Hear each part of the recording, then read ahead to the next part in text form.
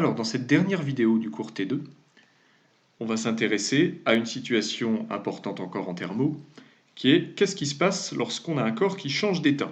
Est-ce qu'on peut utiliser le premier principe aussi? À quelles conditions?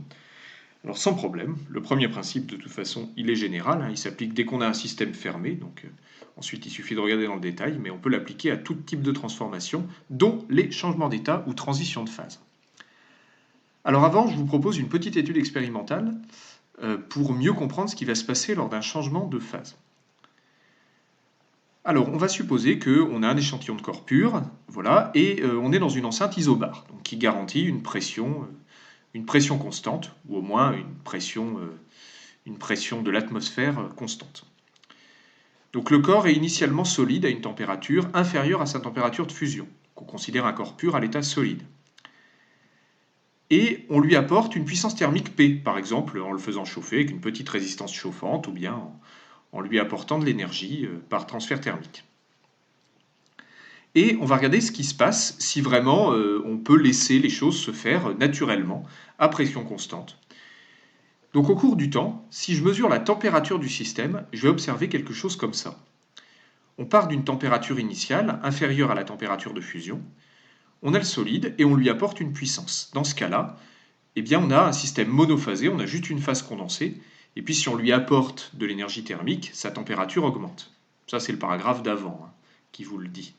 Q égale delta H égale C delta T. Donc si vous apportez de l'énergie thermique, la température augmente.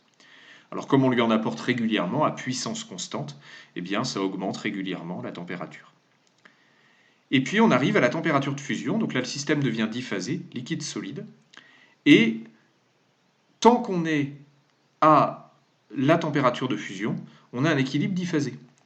Ou on peut le voir autrement, tant qu'il reste les deux phases en présence, on a un équilibre diphasé.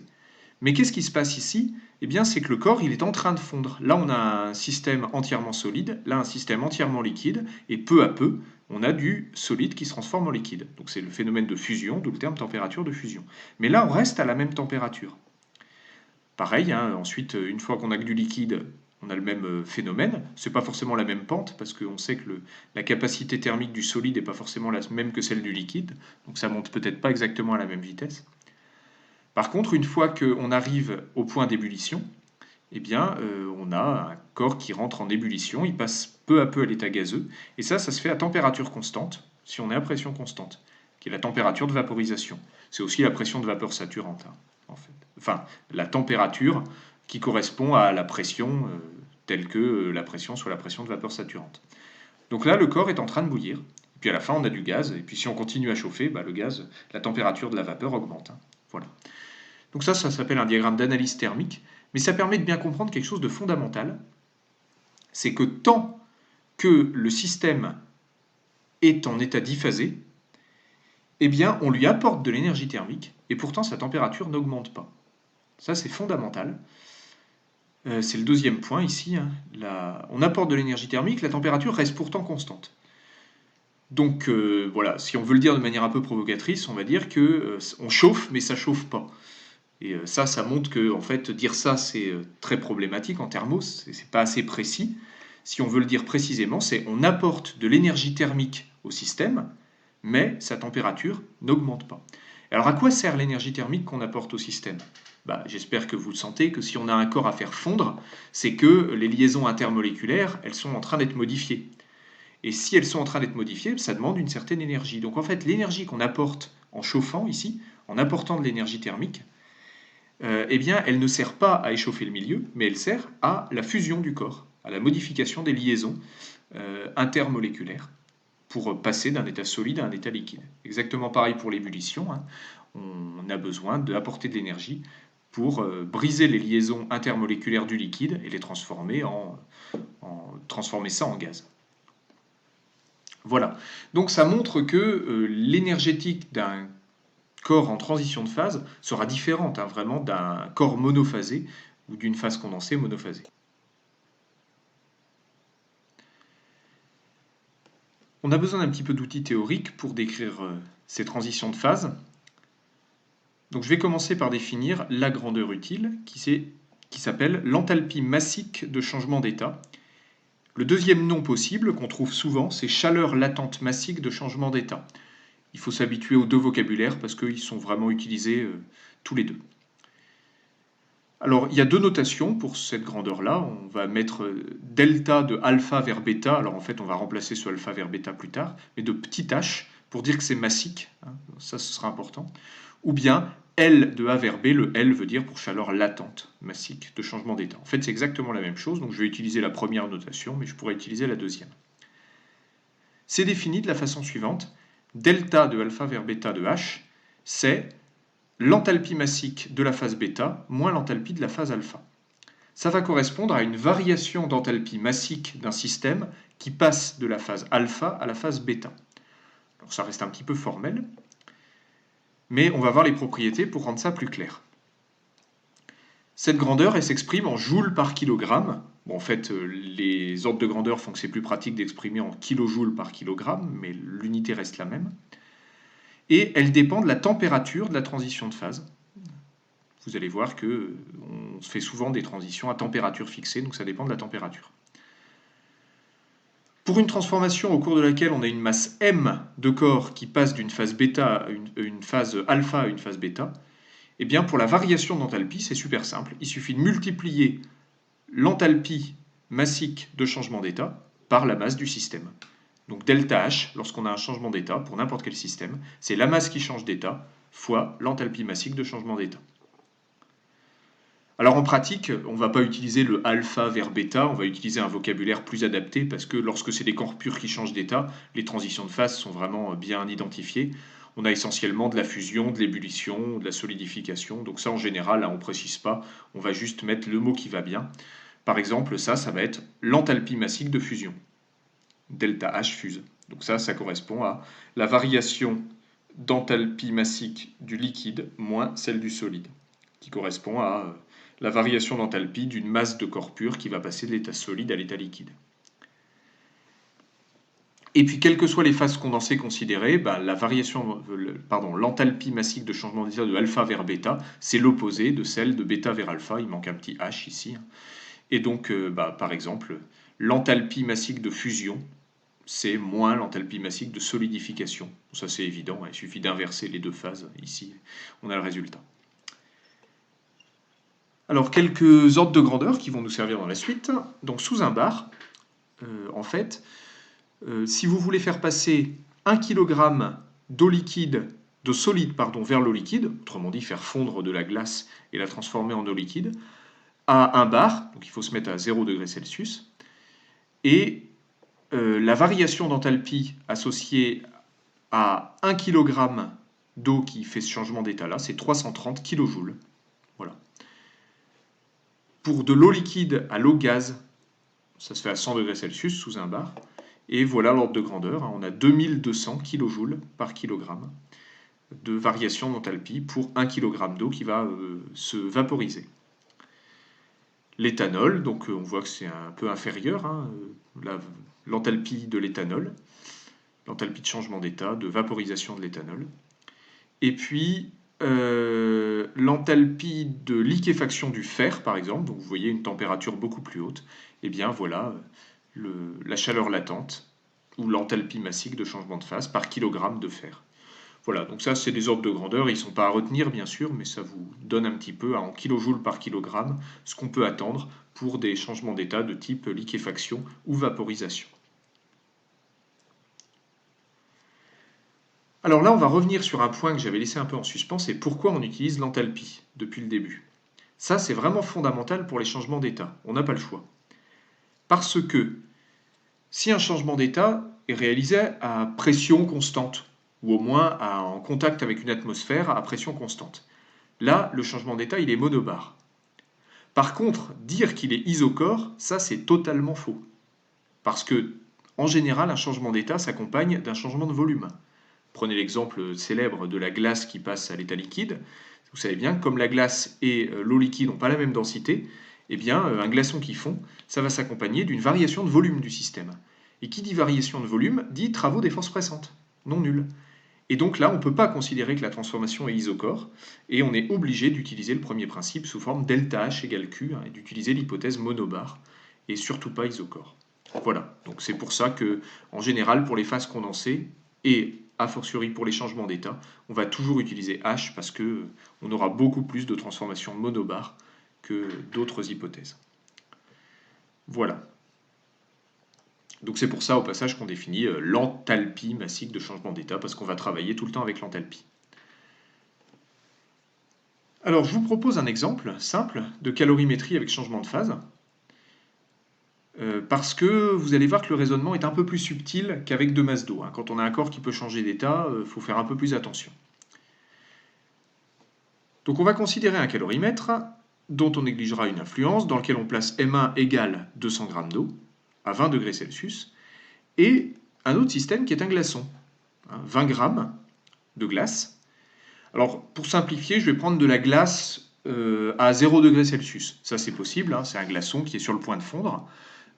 Voilà, donc il est à 0 degrés Celsius. Et je plonge un glaçon dans l'eau.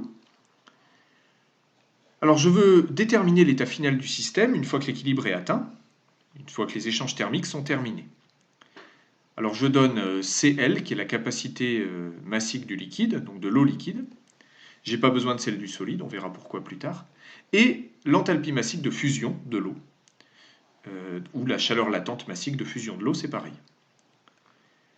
Alors là, le but c'est de faire un bilan thermodynamique, mais il faut considérer un changement de phase, parce que le glaçon va fondre. Et alors le problème, ici, c'est que l'état final, on ne le connaît pas encore tout à fait. Parce que si on réfléchit bien, il y a ici deux possibilités différentes. Soit la totalité du solide va fondre, et le système va donc être entièrement liquide à l'état final. Alors là, qu'est-ce qu'il faut déterminer pour connaître l'état final? Uniquement la température du système. Si on a un système monophasé sous un bar, il n'y a qu'une seule inconnue, c'est la température. La température de l'eau une fois que le glaçon a entièrement fondu. Mais peut-être que ce qui va se passer, c'est que seule une partie du solide va fondre, le liquide, sa température va diminuer, ça va atteindre 0 degré Celsius, et on aura quoi à l'équilibre? Un glaçon solide à 0 degré Celsius et de l'eau liquide à 0 degré Celsius. Et là, l'ensemble est à l'équilibre en fait, à l'équilibre thermique.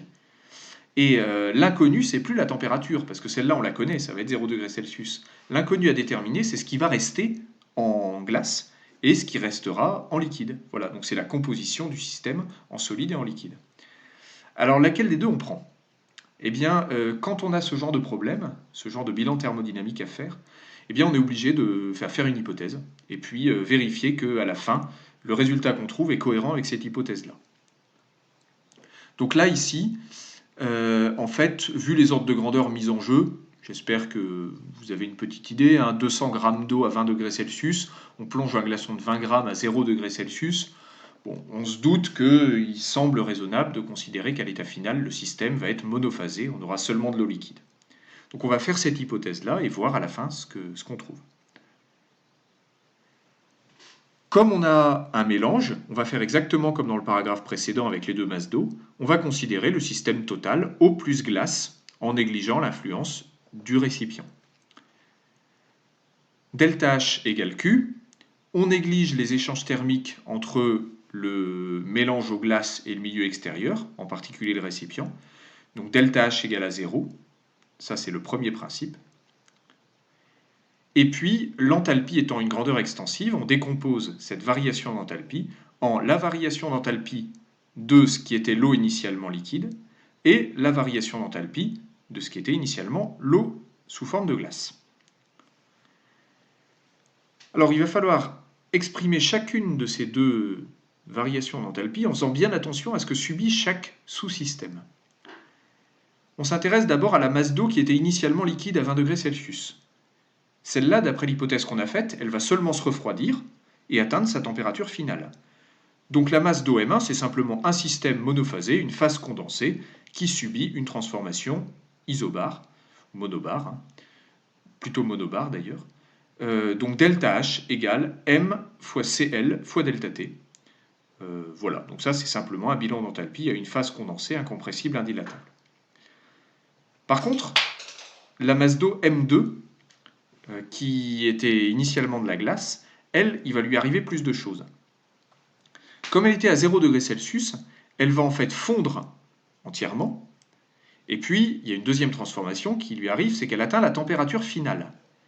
Donc, sa variation d'enthalpie, ça va correspondre à la totalité du glaçon qui fond, donc M2 fois L fusion, voilà, qui correspond à la variation d'enthalpie de la fusion du glaçon total, plus M2 fois la capacité massique du liquide, parce que c'est devenu liquide après fusion, fois delta T, où delta T est la variation de température de ce système-là. Et ce système-là, qu'est-ce qu'il fait comme changement de température? Ben, il part de T2, 0 degrés Celsius, et il va jusqu'à TF, la température finale qu'on cherche. Voilà, donc on reporte là-dedans, et donc ça nous fait un bilan d'enthalpie qui s'écrit comme ça. Enthalpie de l'eau initialement liquide, plus variation d'enthalpie du glaçon, égale à 0. Je vous épargne les calculs, vous pouvez les faire à la main, sans problème, hein, ça prend 3 lignes. Et puis vous allez trouver TF qui s'écrit comme ceci. Voilà, température finale, qui dépend de tous les paramètres du système.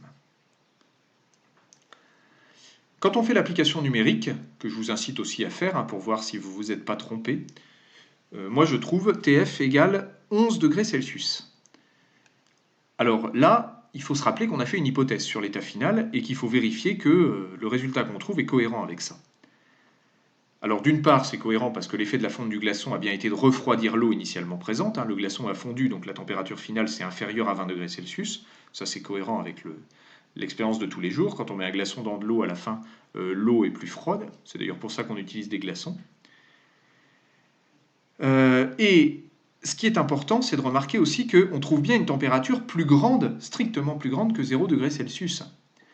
Donc ça veut dire que l'hypothèse que le système était entièrement liquide, eh bien c'est une hypothèse qui est bonne, puisqu'on trouve une température plus grande que 0 degrés Celsius, donc cohérente avec un système diphasé entièrement liquide.